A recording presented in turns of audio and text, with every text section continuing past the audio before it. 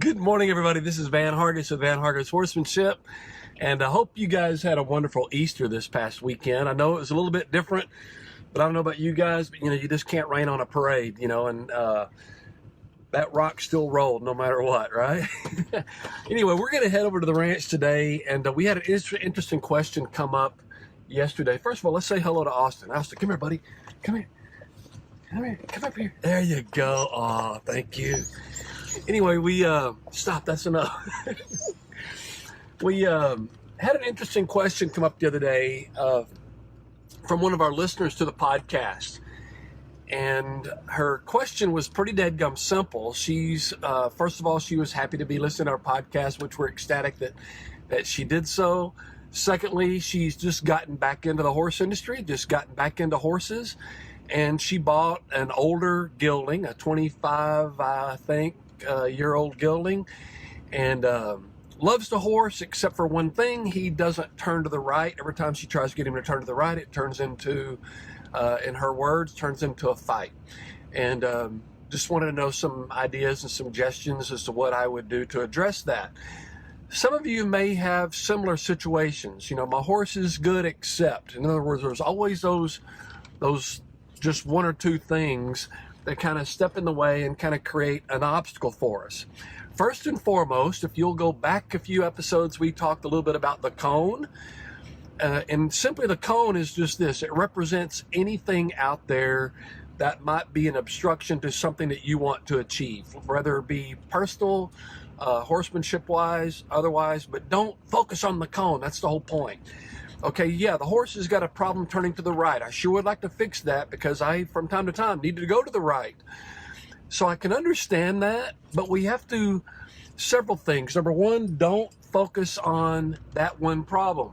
That one problem, I certainly don't want anybody to ignore it, but I don't want you to focus on it to the point where that takes away from all the other really good positive things that your horse does that you really like. That's why you got your horse in the first place.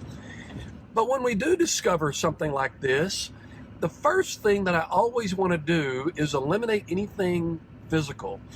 What could it be that might cause the horse not to want to turn to the right? So I want to break that down as much as I possibly can. And first, I'm going to let all the professionals do their job. I want to get a veterinarian, somebody that I trust, somebody that's very qualified. In other words, if it's a horse, no disrespect, I just don't want to take it to a goat doctor. I don't want to take it to a cow doctor. I want to take it to a vet that kind of knows and understands horses a little bit more detailed than just a few days, during the vet school. And I don't mean that disrespectfully at all. It's just that there are some veterinarians that really specialize and focus on equine veterinary practice, and there's guys that specialize in cattle practice and so on and so forth. So to me personally, we use two separate vets. We use a guy that specializes in cattle. We use another guy that specializes in equine. Actually, a couple different guys that specialize in equine. But nonetheless, take it to a qualified equestrian veterinarian and have them give this horse, tell them very detailed what the problem is. In other words, what is the issue that your horse is having?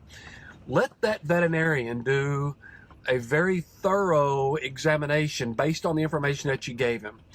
And in this situation, a horse turning to the right, the areas that they're probably going to check out is his teeth, his jaw, in other words, all around his head area. He might even check his ears. He then is going to move back to the poll, the neck, maybe at the top of the withers, the right shoulder, right leg, the right hoof. In other words, all those things that's going to probably hinder the horse from wanting to turn to the right comfortably. Once the physical is eliminated, in other words, once that veterinarian gives me that clean bill of health and says, you know what, I can't see anything at all as to why this horse shouldn't turn to the right, now we know that we're probably working with a behavioral issue, probably brought on by either something pretty traumatic happening in the past, or it could be an old injury that the horse doesn't really fully understand that he's healed from. Maybe somebody nurtured the injury too much, and as a result, the horse, quite frankly, might have just turned into a weenie going to the right. So either way, we have to develop that confidence gradually and slowly. So once the vet has given me that clean bill of health, I'm going to go back and I'm going to start doing some very, very simple stuff.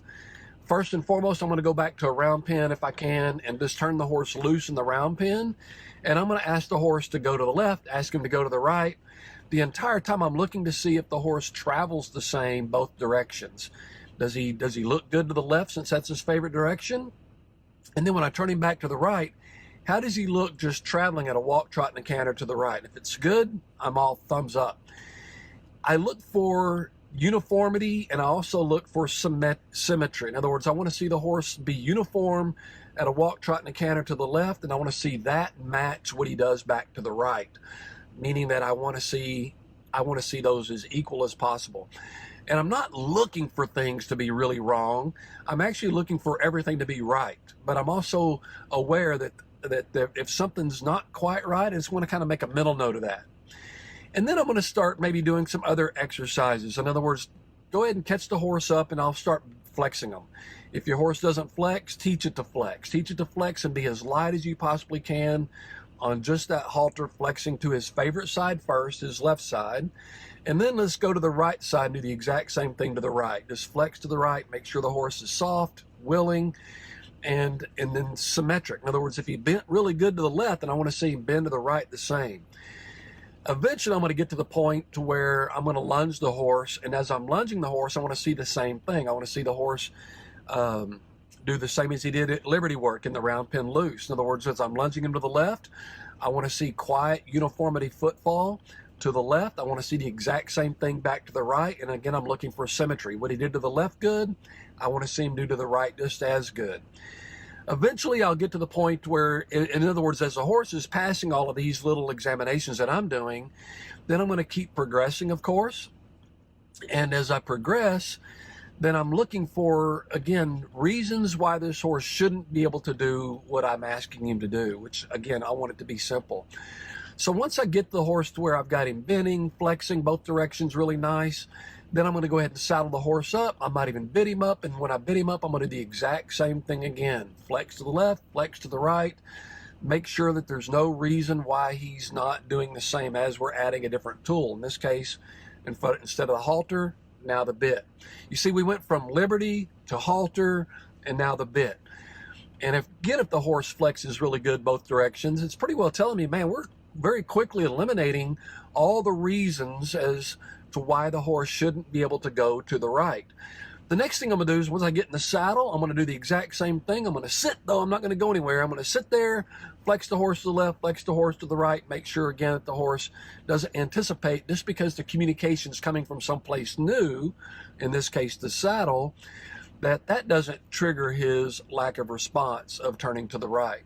If the horse tells me that he's okay with flexing to the left, flexing to the right, then we'll do a walk. In other words, we'll just walk off. Now, if I've got a round pen, of which we do here at the ranch, but if you have a round pen, then put the horse in the round pen when you ride it here. And then when you ride him in the circle. In other words, get on the rail with the rail to your left and have your horse walk around the round pen to the right. This is going to sound crazy simple, but let's just start, let's say at point A, and then walk all the way around the arena till you get back to point A again. And this is, I'm going to tell you, I'm very specific, but at the same time, I'm crazy easy to please. In other words, I'm very picky. I want to do a circle to the right, okay? So again, let's go back to what we just did. Get on the round pen to the left, to the left wall, and then I'm going to walk a circle to the right until I get back to that point A again. Now, everything was achievable. In other words, if the horse did that, walked a circle to the right, ended it back to right, I just did a right-hand turn.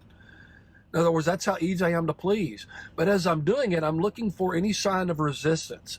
Forward motion is my number one thing. So all I want the horse to do is walk forward to the right. As he does so, eventually he's going to finish a circle. And at that time, I'm going to say, man, that's tickled to death. I thought this horse wouldn't turn to the right. Well, he just did it. Everybody's going to say, oh, yeah, but he didn't turn to the right because you asked him to. He turned to the right because he was made to do it by the round pen. I don't care at this stage. I don't need the horse to respond just to me at this stage. I just want him to turn to the right with a rider on him. And if he makes that full circle, then he achieved it and achieved it well. But the next circle that I take, I might go in that round pen, instead of being right on the rail, we might come off the rail every once in a while. So about every fourth or fifth step, I'm asking the horse to walk. I might pick up that right rein a little bit and ask the horse to step off the rail just one step. If he just makes his shoulders away from that rail just one step, that's one step closer to letting me guide him to a circle to the right. So as soon as he gives me one step, I'm going to release him. And then next time, and I'll do that several repetitions. One step, release. One step, release. One step, release. Before you know it, I'll ask for 1, 2 steps and release. 1, 2 steps and release. You get where I'm going with this? We'll go 3 steps, release, 4 steps, release, 5 steps, release. Eventually, we'll complete a little small circle. And again, I'm going to ask myself, well, didn't I just ask for a circle to the right? Yep. He did a big one. He did a little one. In other words, he did little steps, then he did a little one. Before you know it, this horse, the reason for the horse to fight in the first place to avoid the circle to the right has been gone or eliminated. And why? Because we broke it down so easy. So look, we're not picking a fight with your horse. We're just asking you to go to the right by utilizing all the things that you already know. You already know how to walk. You already know how to flex. You already know how to walk and flex. In other words, chew gum and walk at the same time. And before you know it, we finish that circle. But rather than getting into a tug of war and a fight with that horse, which I'm going to tell you, I've never known a human being alive that if they've got guts enough to admit it, that has never won or that has ever won a fight with a horse. They're bigger, stronger, than faster than we are. It just doesn't make sense for us to fight them in a physical battle. But here's the way I look at it to end on a positive note. God blessed a horse with a brain about the size of your fist. God blessed a man with a brain about the size of both your fists. So all we have to do is break things down, think about it from that horse's perspective, and outthink them, and then make them learning easy by making us a better, quieter teacher. Anyway, if there's more questions about this, please feel free to give us a shout. But until next time, remember, this is Van Hargis with The Ranch Road, and don't forget, ride every stride.